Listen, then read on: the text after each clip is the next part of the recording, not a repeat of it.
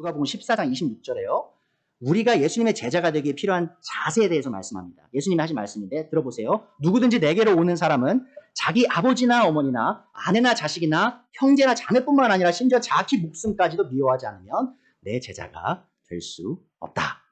자, 여기서 자신의 가족을 미워하라는 말이 실제로 여러분이 예수님 따르려면 남편 미워하고 엄마 아빠 버리고 자식 버리고 그거 아닌 거 아시죠? 성경에서는 분명하게 얘기합니다. 우리가 부모를 동경하고 아내를 사랑하고 자식을 사랑하고 다 나오는 거예요. 자, 근데 이거를 어떻게 이해하셔야 되면요. 수사학적 과장법입니다. 그러니까 뭐냐면 예수님의 제자가 되고자 하는 사람은요. 이 세상의 그 어떤 관계보다 예수님과의 관계를 언제나 최우선순위로 둬야 한다는 거예요.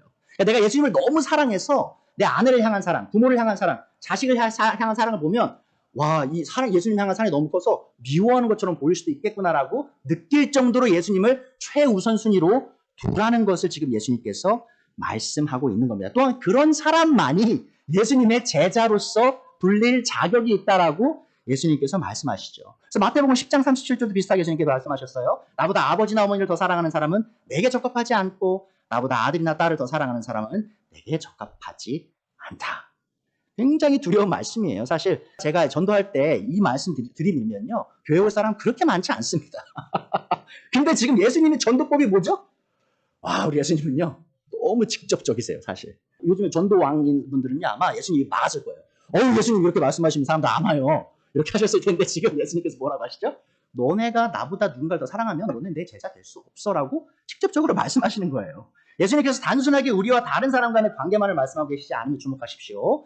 누가복음 14장 20절 다시 말씀드릴게요. 심지어 자기 목숨까지도 미워하지 않으면 내 제자가 될 수 없다라고 말씀하셨습니다. 이 하나님의 왕국잔치에 참여하기에 합당한 사람은요. 자기 목숨보다 자신의 커리어보다 자신의 학업보다 자신의 취미보다 예수님을 최우선 자리에 놓는 사람이 된다라는 것을 기억해 주십시오. 이 혹자는요. 하나님의 왕국에 참여할 수 있는 기준이 너무 높다고 불평할지도 몰라요. 자, 하지만 그 사람은 하나님께서 자신에게 그 영원한 왕국을 주시기 위해 얼마나 큰 희생을 치렀는지 정확히 이해하지 못하신 분일 확률이 높습니다. 이 하나님께서 여러분에게 왕국 이 잔치를 허락하시기 위해 어떤 걸 이루셨는지 아십니까? 자신의 단 하나뿐인 아들의 생명을 내어주셨어요.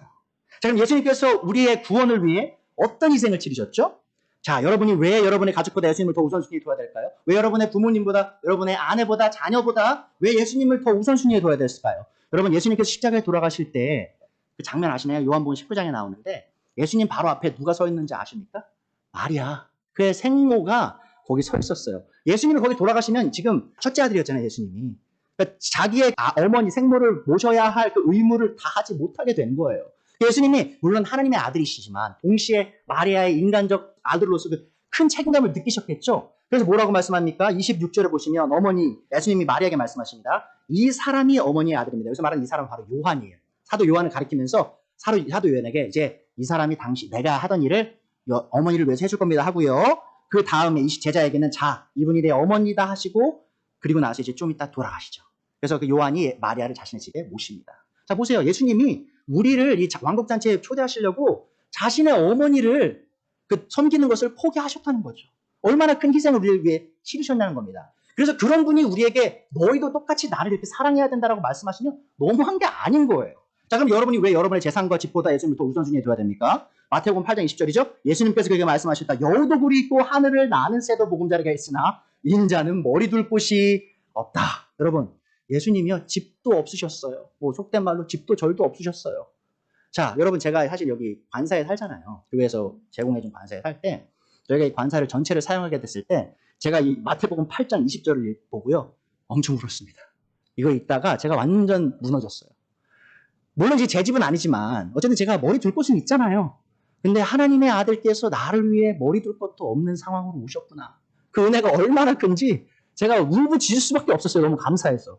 자, 고린도후서 8장 9절 뭐라고 말합니까? 여러분은 우리 주 예수 그리스도의 은혜를 알고 있습니다. 그리스도께서는 부요하나 여러분을 위하여 가난하게 되셨습니다. 그것은 그의 가난으로 여러분을 부요하게 하시려는 것입니다. 여러분, 예수님께서 우리를 위해 가난해지셨는데 왜 우리가 예수님을 위해 가난해지지 못하냐는 거죠. 이미 예수님께서 다 하시고 그 다음에 요구하시는 거예요. 내가 이렇게 너희를 섬겼으니 너희들이 나를 섬길 차례가 되지 않았니? 라고 말씀하시는 거죠. 자, 여러분이 왜 여러분의 생명보다 예수님을 더 우선순위에 둬야 됩니까? 바울 사도가 이렇게 고백해요. 갈라디아서 2장 20절입니다. 나는 그리스도와 함께 십자가에 못 박혔습니다. 이제 살고 있는 것은 내가 아닙니다. 그리스도께서 내 안에 살고 계십니다. 내가 지금 육신 안에서 살고 있는 삶은 나를 사랑하셔서 나를 위하여 자기 몸을 내어주신 하나님의 아들을 믿는 믿음 안에서 살아가는 것입니다. 자, 바울 사도는 너무 잘 알았어요. 자기가 사는 삶이 더 이상 자기의 삶이 아님을. 왜 그렇죠? 예수님이 자신의 생명을 버리지 않으셨으면 지금 바울은 그런 삶을 살 그런 자격도 없었고 그런 기회도 없었어요. 자, 그런데 자신의 모든 생명을 내어주셔서 이제는 하나님을 섬길 수 있는 삶을 받았을 때 바울 사도가 깨달은 거죠. 아, 이제는 내가 나를 위해 사는 삶이 아니라 내 안에 살아계신 그 그리스도의 생명에 갑자기 합당한 삶을 살아야 하는 것이구나. 그래서 여러분, 예수님께서 여러분에게 너희 목숨도 미워하지 않으면 나를 따를 수 없다는 말이요, 너무한 말이 아님을 아셨으면 좋겠어요. 여러분, 예수님이 어떤 존재입니까? 이 우주를 창조하신 분이에요. 여기 본문 시작시면 요한복음 1장 가서 읽어보시면 나와요. 태초에 말씀이 계셨고 그 말씀이 하나님과 함께 계셨으면 그 말씀이 하나님이셨더라. 그리고 이 말씀을 통하여 모든 것이 다 창조되었으니 모든 것을 창조하신 분이요, 자신의 생명을 내어주셔서 더럽고 추악한 저희를 그 죄로부터 건지셨다는 것이죠. 이것을 믿는다고 말하는 사람이 어찌 예수님께 왜 이렇게 힘든 일을 요구하세요라고 말할 수 있냐는 거예요. 절대 그렇게 할 수 없다는 것이죠. 그래서 여러분들이 기억하셔야 될 게 뭐냐면, 내가 예수님을 믿습니다라는 그 고백 있죠. 내가 예수님이 나의 죄를 위해 돌아가셨습니다라는 그 고백이요, 결코 가볍지 않은 것임을 기억해 주세요. 그 한 고백을 정말 참되게 믿고 고백하시면 여러분 이 삶에서 승리하는 삶 사실 수 있습니다.